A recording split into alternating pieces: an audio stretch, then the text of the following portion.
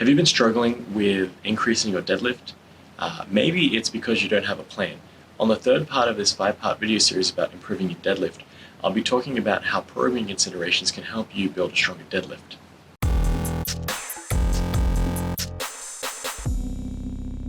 Selwyn here from WynnStrength.com. If you've missed the first 2 videos, make sure to check them out here, where I'll leave a link to the playlist so you can catch up and learn about the other 2 tips that I think are great for helping build a deadlift.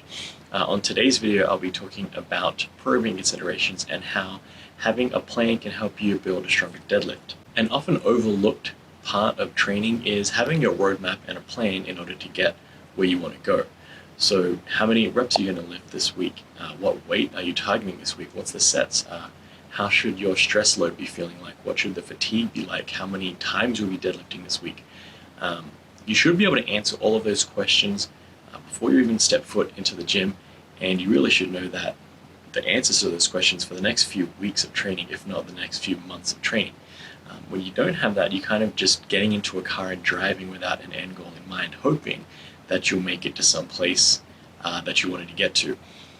Basically, with programming, all we're trying to do is organize our training in such a way that it gives us a strategic and more tactical way of getting to wherever it is we need to go. In this case, we want to increase the weight that we're pulling on a deadlift, and we need to narrow that down further to say, do we want to increase our 1 rep map, 1 rep max, 2, 3, 4, 5 rep max? Those type of things will dictate how we're going to train, because if we want to train to increase our 5 rep max deadlift, we're going to have to train slightly differently to if we want to increase our 1 rep max of the deadlift. And that's why I highly recommend following a training program. Whether you pay for that or get it for free, ideally you get a coach and they help you through this, or at worst case scenario, if you don't know much about training, if you are developing your own training programs, at least learn some more about training theory and the mechanics that go behind how to get stronger. Because when you do have a plan, all those things come into play, all those questions I asked earlier will get answered, and you'll have an actual framework and a roadmap of how you're going to build that deadlift from where it is today to where it will be in 12 weeks from now. The one thing that makes a deadlift unique for consideration for programming is that it is probably going to be the most stressful lift that you expose the body to when compared with other lifts. And that's because it is probably the lift that you can lift the most weight with. The other part to add to that is that you probably only ever trained the lifting part of the deadlift. We're not really too concerned with the lowering phase of the deadlift, which means that we're able to kind of stress a little bit more because we remove that lowering stress from the movement, because we're kind of just dropping it under control so it lands on the floor. So we're really only training the deadlift in one direction. And what that means is that we're able to stress the body a whole lot more than we can with other lifts. And when we expose the body to overall stress like that, it does tax the body, just because the overall load, no matter how strong you are, is still going to be quite taxing in its own way. So when you look at that, for the most part, deadlifting, when you start off with, you're going to be deadlifting once a week, and that's going to last for a couple of months. And then you're going to hit a plateau, and that's when you have to start questioning, what do you have to do next? Because in order to drive those adaptations, we need to expose the body to more stress. So that will generally mean we need to increase the frequency that we're deadlifting. So you might go from once to twice a week, and that twice a week addition is going to last for quite a significant amount of time. Because again, it is that stressful factor. The deadlift takes a little bit more time to for the body to adjust to and adapt to that new stress. But that means that we're able to play out that 2 times a week deadlift quite well. When you compare that to something like a bench press or an overhead press, you can get away with bench pressing up to 4 times a week, just because the load isn't that great. And when you start adding in accessories and different undulations to the sets and reps, then you're going to be able to play around with it a lot more and get away with a lot more exposure to the lift than you can otherwise. And so in order for me to discuss how we're going to increase that deadlift from once to twice a week, what we need to think about is volume versus intensity. Basically, how many times we're lifting something up as to how heavy that thing is we're lifting. Both the same side of the same coin. In order to drive up strength, we need volume in order to build that muscle growth, and we need strength to drive those neural adaptations in order to get stronger and elicit and expose the body to those higher weights. But we can't obviously increase them both at the same time because they're kind of in an inverse relationship. Your 1 rep max is your 1 rep max. You can't lift that twice, otherwise it would be your 2 rep max. And with that in mind, where you might want to go next is when you add in that second deadlift session, think of adding in either volume or intensity. Have that first day, say, be intense, so you're looking at low reps but higher weights, and then that second day is going to be lower weights but higher reps. So in one case, we're obviously training heavy training, so we're getting used to that exposure to heavy weights.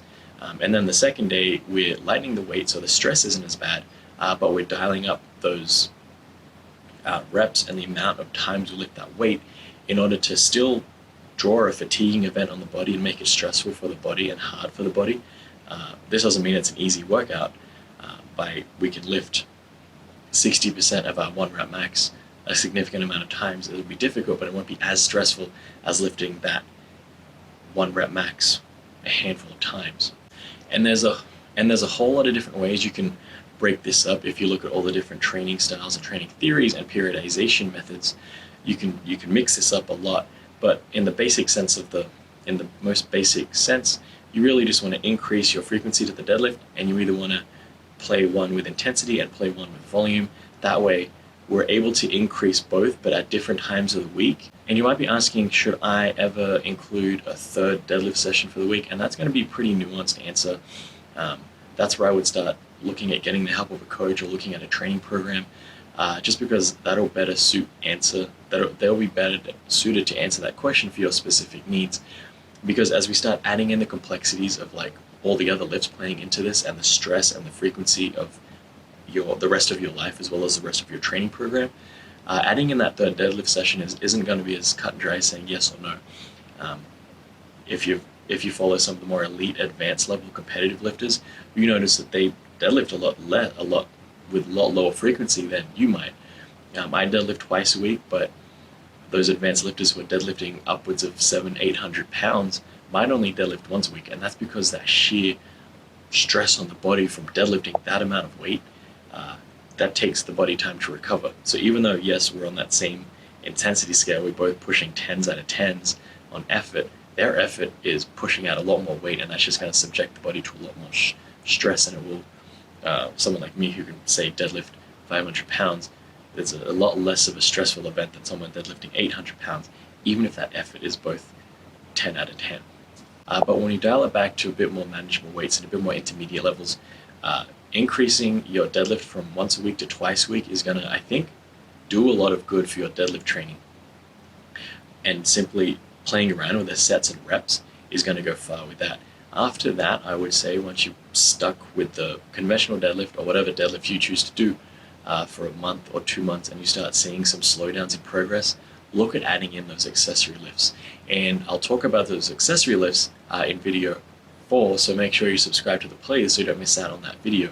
But that's where I'll go into details as to my favorite accessory lifts in the deadlift, as well as some others that you might not have thought of before. So that'll wrap up programming considerations for the deadlift. Slightly unique compared to other lifts, but each lift is going to be unique in its own sense. Be sure to subscribe to the channel if you like what you see. You catch some more videos like this where I try to help you out with your journey along the way of getting stronger. Be sure to subscribe to the playlist, which I'll leave a link for right here. That way you won't miss out on the final 2 videos. This has been Selwyn from WynnStrength, and remember, a better life through strength.